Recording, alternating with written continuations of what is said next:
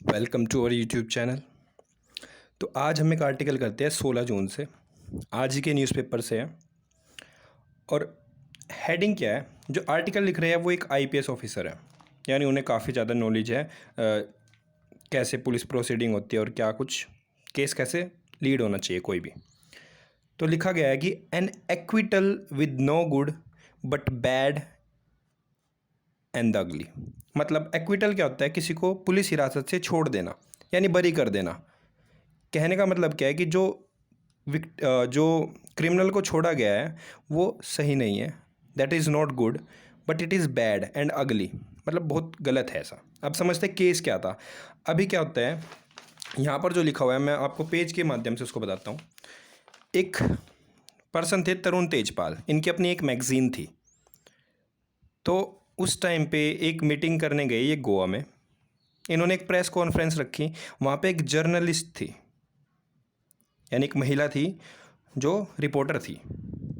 तो इसने मेन काम इस महिला को दिया था, कुछ मेजर रिस्पॉन्सिबिलिटी दी थी।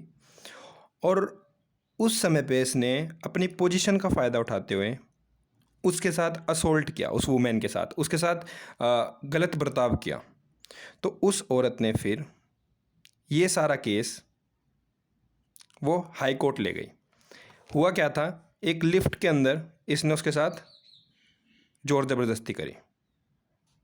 ठीक है, अब देखिए यहाँ पे होता है, एक तो होता है हमारा विक्टिम और एक होता है एक्यूज्ड। पहले ये समझ लीजिए आप, विक्टिम है जिसके खिलाफ कुछ हुआ है, एक्यूज्ड है जिसने कुछ करा है। तो यहाँ पे एक्यूज्ड कौन है, तरुण तेजपाल, और विक्टिम कौन है, वो जर्नलिस्ट। एक बात आप दिमाग में रख लीजिए, कभी भी आपको किसी विक्टिम का नाम नहीं मिलेगा अगर वहाँ पर रेप असोल्ट हुआ है। इसके बारे में भी हम थोड़ी देर में बात करेंगे कि क्यों किसी विक्टिम का नाम रिवील्ड नहीं किया जा सकता। ठीक है, क्या कानून है उसके रिगार्डिंग। तो हुआ क्या था कि ये केस हुआ और ये कोर्ट में गया फिर। लेकिन अभी रिसेंटली क्या हुआ है, मुंबई हाई कोर्ट ने क्या जजमेंट दे दी है। मुंबई हाई कोर्ट की एक बेंच थी, हर एक कोर्ट की, हाई कोर्ट की कुछ बेंचेस होती है जहाँ पे वो ऐसा होता है, एक तो मेन हाई कोर्ट होगी और उसने अलग अलग बेंचेस बना रखी होती है उस हाई कोर्ट की, कि इस सिटी में ये है, इस सिटी में है। तो ऐसे एक गोवा ब्रांच थी जो मुंबई हाई कोर्ट की, उसने जजमेंट दी है कि तरुण तेजपाल को छोड़ दिया जाए। और आर्टिकल में एडिटर कहना चाह रहा है ये कुछ ऐसा हुआ है कि जो हमारा विक्टिम था जिसके खिलाफ कुछ हुआ था, वही एक किस्म से ऐसा हो गया जैसे वही यहाँ पर एक्यूज्ड हो। यानी ट्रायल, जो ट्रायल होता है, एक टर्म आती है ट्रायल पुलिस के टर्म में। ट्रायल क्या होता है, जिसने कुछ गलत किया, जैसे तरुण तेजपाल ने कुछ गलत किया है तो पुलिस इसके खिलाफ इन्वेस्टिगेशन करेगी और उसको कहेगी कि इसके खिलाफ एक ट्रायल चल रहा है। तो एडिटर कहना चाह रहा है कि यहाँ पर ऐसा लग रहा है ट्रायल तरुण तेजपाल के खिलाफ नहीं बल्कि इस जर्नलिस्ट के खिलाफ चल रहा है। यहीं पे ये बात लिखी है, the entire judgement proceed as if एक विक्टिम इज ऑन ट्रायल। यही बात कहना चाह रहा है आईपीएस ऑफिसर। अब हम समझते हैं कुछ मेन बातें कि इस केस में हुआ क्या था और गलती क्या रही। ये बात मैंने आपको बता दी। अब एक समझते एक बात, कोई भी जो क्राइम होता है वो सिर्फ किसी विक्टिम के खिलाफ नहीं होता। अगर किसी ने क्राइम किया है, जिस क्रिमिनल ने वो क्राइम किया है, वो केवल विक्टिम के खिलाफ नहीं होता, वो उस स्टेट के खिलाफ होता है जिस स्टेट में वो क्राइम हुआ है। तो ये कहाँ पर हुआ था, गोवा में एक क्राइम हुआ था। तो यानी एक किस्म से ये क्राइम जो इसने रेप किया है ये गोवा गवर्नमेंट के खिलाफ हुआ है, पूरी सोसाइटी के खिलाफ होता है कोई भी क्राइम। तो इस तरीके से जब मुंबई हाई कोर्ट की इस बेंच ने डिसीजन दे दिया कि इसको छोड़ दिया जाए, तो जो गोवा की सरकार थी उसने फिर से पेटिशन लगाई, उसने फिर से केस कर दिया कहाँ पर, हमारी मुंबई हाई कोर्ट में। तो वही लिखा है कि यहाँ पर गवर्नमेंट ने, the government has filed against mister Tejpal's acquittal in Goa branch. यानी गोवा की गवर्नमेंट ने ये केस फिर से कहाँ अप्लाई कर दिया, बॉम्बे हाई कोर्ट में, क्योंकि कोई भी स्टेट चाहते हैं कि वहाँ पे क्राइम मिनिमम हो और जिसने क्राइम किया उसको सज़ा मिले। तो हमेशा आप देखे मिलेगा आपको कि क्रिमिनल का नाम मिलेगा, इस केस का नाम ऐसे मिल सकता है आपको, Tarun Tejpal versus state of Goa, क्योंकि ये क्राइम पूरी गोवा की स्टेट के खिलाफ हुआ है। तो इसी तरीके से गोवा की स्टेट ने अप्लाई कर दिया कि ये जो इसको छोड़ा गया ये गलत है। ठीक है भाई। अब अगली बात, कुछ बदलाव किए गए थे विक्टिम के बेनिफिट के लिए 2002 में। एक इंडियन एविडेंस एक्ट होता है, यानी कोई भी क्राइम हुआ था उसके रिगार्डिंग आपको एविडेंस इकट्ठे करने होते हैं, वो एविडेंस कोर्ट में प्रोवाइड करने होते हैं आपको। तो उस समय पे इंडियन एविडेंस एक्ट के अंदर जो 1872 का लागू हुआ है, 2002 में उसमें अमेंडमेंट हुई, उसमें बदलाव किया गया कि अगर कोई रेप विक्टिम है तो उससे आप पूछताछ तो कर सकते हो, यानी जो अपोजिशन का वकील है वो रेप विक्टिम से पूछताछ कर सकता है, लेकिन वो उससे उसके पुराने फिजिकल रिलेशनशिप के बारे में नहीं पूछेगा।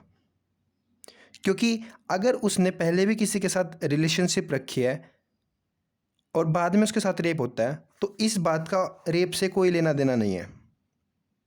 ठीक है, तो ऐसा 2002 में अमेंड करके लिखा गया है कि आप रेप विक्टिम से उसका पास्ट नहीं पूछोगे। लेकिन कहीं ना कहीं इस केस में ऐसा हुआ है कि उसके बारे में पूछा गया है।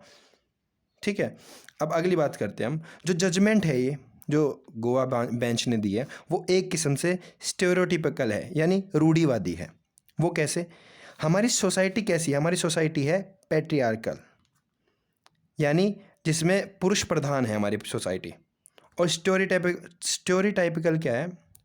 स्टेरियोटाइप क्या है कि जो विक्टिम है, यानी जिसके खिलाफ कुछ हुआ है, सर्वाइवर, वो एक्सपेक्ट करती है हमारी सोसाइटी कि उसको सबके सामने क्या होना चाहिए? ट्रोमेटाइज, यानी वो बहुत घबराई हुई दिखनी चाहिए सबके साथ कि उसके साथ कुछ हुआ है। तो ऐसी हमारी सोसाइटी की सोच है। तो इस जजमेंट में सुप्रीम कोर्ट ने एक जजमेंट दी है 2021 में ही कि जब भी आप कोई कोर्ट का जज कोई जजमेंट सुना रहा है तो आपको उसमें अपने स्टेरियोटिपिकल ओपिनियंस नहीं देने, यानी रूढ़िवादी ओपिनियन नहीं देने। आप पुरानी समाज की बातों को सोचते हुए डिसीजन नहीं देंगे कि ये औरत तो लगी नहीं रही, इसके साथ कुछ हुआ है, ऐसी चीज़ें सोच के आप डिसीजन नहीं दोगे। ये सुप्रीम कोर्ट ने एक किस्म से कहा है यहाँ पर। तो यही कहा गया कि जो ये जजमेंट दी गई है इस टाइम गोवा बेंच के द्वारा, तो उसको ऐसा लगा है कि महिला के साथ कुछ गलत नहीं हुआ। तो ये इसकी रूढ़िवादी सोच थी और इस बेंच ने जो डिसीजन दिया है। अब एक लास्ट पॉइंट हम डिस्कस कर लेते हैं कि प्रोटेक्शन ऑफ आइडेंटिटी क्या होता है। देखिए, आप देखें कभी भी रेप हुआ है, देखो रेप पहले तो आईपीसी की 375, 376 और 377 इनमें आता है रेप के रिगार्डिंग। ठीक है, मेनली मैंने पढ़ा रखा है 375। ठीक है, इनके रिगार्डिंग एक में गैंग रेप के बारे में, एक में सिंपल रेप के बारे में। तो कहा क्या गया है कि जिसके खिलाफ रेप हो, इतना बुरा काम हो जिसके खिलाफ, उसकी आइडेंटिटी को रिवील नहीं करना है। देखिए, आईपीसी जो कानून थे, आईपीसी की धाराएं, इंडियन पिनल कोड, वो 1870 से चालू है।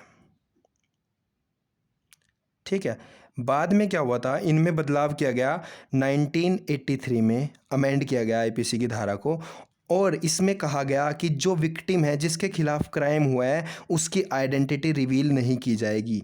और अगर कोई व्यक्ति, कोई समाचार पत्र उसका नाम, उसका पता रिवील करने की कोशिश करेगा तो उसके खिलाफ क्रिमिनल प्रोसीडिंग हो सकती है सेक्शन 228 के अकॉर्डिंग।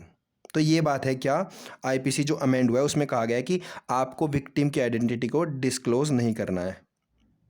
और सुप्रीम कोर्ट ने 2003 में एक डिसीजन दिया था कि आप जिसके खिलाफ क्राइम हुआ है उसको बस विक्टिम के नाम से डिनोट करोगे, उसका नाम नहीं होगा जिसके खिलाफ क्राइम हुआ। इसलिए हमें भी आज तक पता नहीं कि तरुण तेजपाल के केस में विक्टिम कौन है, उसका नाम क्या है, क्योंकि हमारा जो कोर्ट है उसने हमें ये सेफ्टी प्रोवाइड की हुई है।